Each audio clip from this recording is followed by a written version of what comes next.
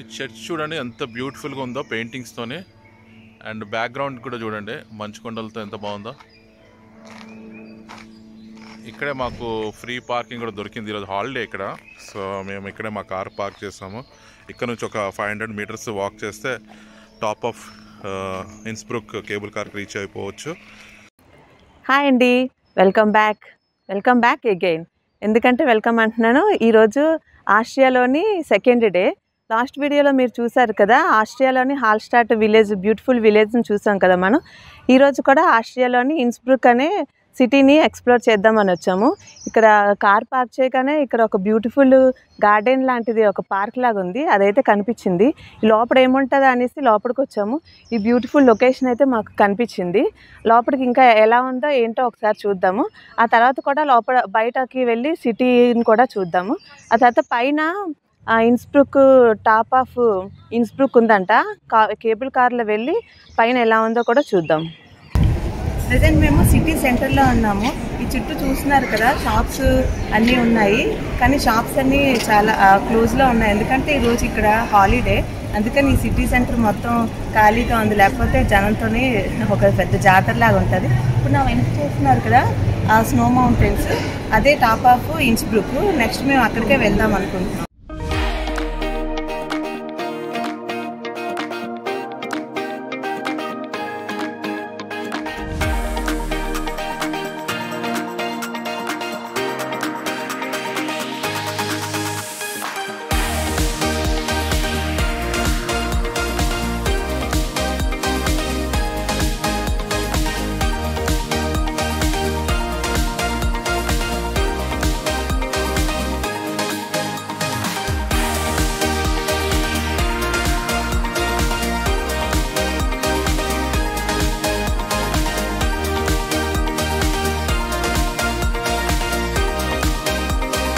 ఇప్పుడే top of ఇన్స్బ్రుక్ tickets తీసుకున్నాము.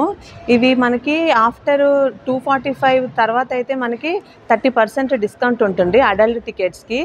Normal అయితే ఇవి 47 యూరోస్, ఆఫ్టర్ డిస్కౌంట్ మనకి 37 యూరోస్కి అయితే వస్తుంది. ఇది గుర్తుపెట్టుకో, తర్వాత మాట్లాడుకుందాం. ఇప్పుడు సమ్మర్ కనుక నైట్ 7 కాదు కానీ 9 o'clock వరకు మనకి సన్ ఉంటారు కనుక ఈ టికెట్స్ ఓకే. కానీ వింటర్లో అయితే త్వరగా చీకటి అయిపోద్ది కదా. మనం డిస్కౌంట్ కోసం చూసుకున్నామంటే పైన చలి ఎక్కువ ఉంటుంది, మళ్ళీ డార్క్ అయిపోతే పైన వెదర్ అంతగా ఉంటుంది కదా. సో మనమే డిసైడ్ చేసుకోవాలి వింటర్లోనే ఏ టికెట్స్ తీసుకొని వెళ్ళాలనేది. ఈ మాత్రం హింట్ ఇస్తే చాలు, చెలరేగిపోతారు అంతే. సో ఇప్పుడైతే మేము ఈ డిస్కౌంట్ టికెట్స్ అయితే తీసుకున్నాం. పైకి వెళ్ళి చూడాలి ఇప్పుడు పైన వెదర్ ఎలాగుందో, స్నో ఉంటుందా లేదా చూద్దాం రండి. ఇక్కడ నుంచి మేము ఫనిక్యులర్లో పైకి వెళ్ళాము. ఈ ఫనిక్యులర్ అండర్ గ్రౌండ్ నుంచి స్టార్ట్ అయ్యి కొండపైన ఒక విలేజ్ ఉంటుంది, అక్కడ ఆగుతుంది. మనం చూడాలనుకుంటే ఆ విలేజ్ని కూడా ఎక్స్ప్లోర్ చేయొచ్చు. బట్ మేము మాత్రం ఆ విలేజ్ నుంచి పైకి కేబుల్ కార్లో పైకి వెళ్ళాము.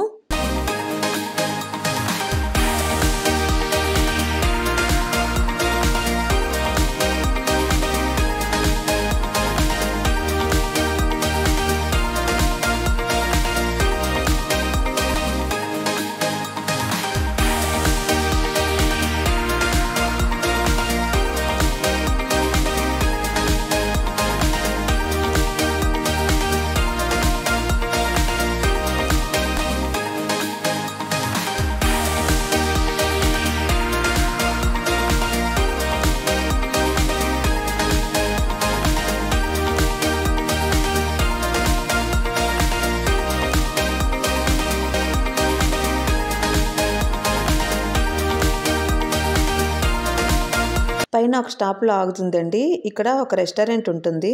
చుట్టుపక్కల మొత్తం చూసుకొని కావాలనుకుంటే రెస్టారెంట్లో ఏమైనా ఆర్డర్ చేసుకొని ఈ వ్యూని ఎంజాయ్ చేస్తూ మంచిగా చిల్ అవ్వచ్చు.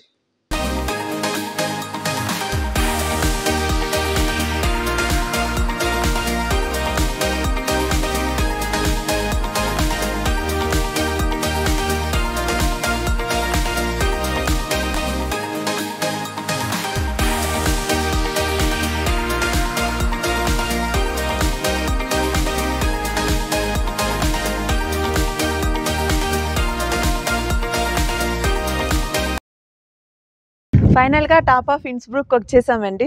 చాలా విండీగా ఉంది. ఇది టాప్ ఆఫ్ ఇన్స్బ్రుక్, కానీ నాకైతే అంత హైట్ ఏం అనిపించట్లేదు. దీని హైట్ కూడా కిందన ఒక బోర్డులో చూస్తాను 2334 అంట మీటర్స్.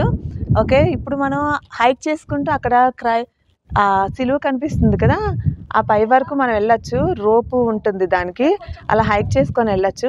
ఎవరైనా వెళ్ళాలనుకుంటే వెళ్ళొచ్చు. మాకు పిల్లకాయలు ఉన్నారు కదా, మేమైతే ట్రై చేయాలని అనుకోవట్లేదు. అలా వెళ్ళి ముందుకు వెళ్ళి చూద్దాం రండి.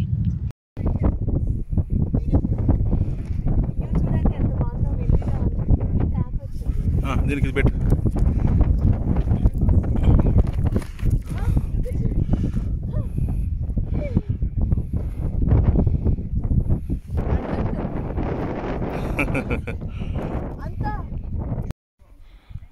వేణి పిల్లలు అయితే అక్కడ కూర్చుని పోయారండి.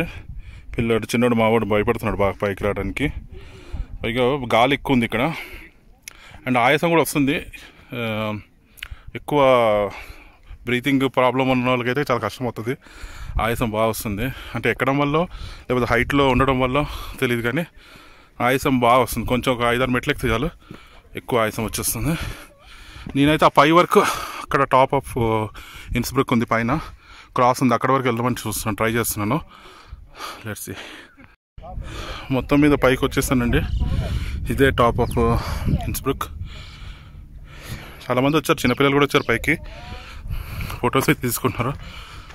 ఇక్కడ నుంచి చుట్టుపక్కల చూడండి ఎలా ఉందో.